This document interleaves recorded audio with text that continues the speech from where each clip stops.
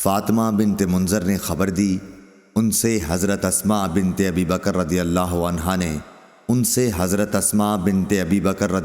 عنہا نے فرمایا کہ جب سورج صاف ہو گیا تو رسول اللہ صلی اللہ علیہ وسلم نماز سے فارغ ہوئے اور آپ نے خطبہ دیا۔ پہلے اللہ تعالیٰ کی شان کے مطابق اس کی تعریف کی، اس کے بعد فرمایا اما بعد۔ صحیح بخاری حدیث نمبر 1061۔ سعید بن عامر نے بیان کیا اور ان سے شعبہ نے، ان سے یونس نے، ان سے امام حسن بصری نے اور ان سے ابو بکرہ رضی اللہ عنہ نے فرمایا کہ رسول اللہ صلی اللہ علیہ وسلم کے عہد مبارک میں سورج کو گرہن لگا تو آپ صلی اللہ علیہ وسلم نے 2 رکعت نماز پڑھی تھی۔ صحیح بخاری حدیث نمبر 1062۔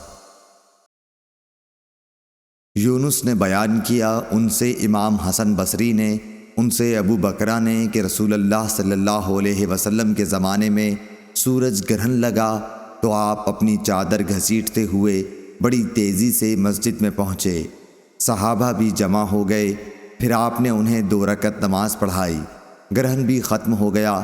اس کے بعد آپ نے فرمایا کہ سورج اور چاند اللہ تعالیٰ کی نشانیوں میں سے 2 نشانیاں ہیں، اور ان میں گرہن کسی کی موت پر نہیں لگتا، اس لیے جب گرہن لگے تو اس وقت تک نماز اور دعا میں مشغول رہو جب تک یہ صاف نہ ہو جائے۔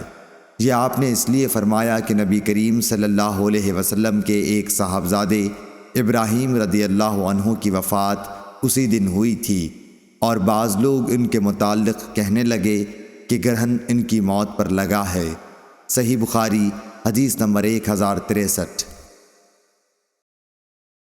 سفیان ثوری نے بیان کیا، ان سے یحییٰ بن سعید انصاری نے، ان سے عمرہ نے، ان سے حضرت عائشہ رضی اللہ عنہا نے کہ نبی کریم صلی اللہ علیہ وسلم نے سورج گرہن کی 2 رکعتوں میں 4 رکوع کیے اور پہلی رکعت دوسری رکعت سے لمبی تھی۔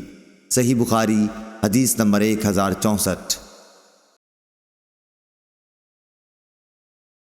لیث نے عقیل سے بیان کیا، عقیل سے ابن شہاب نے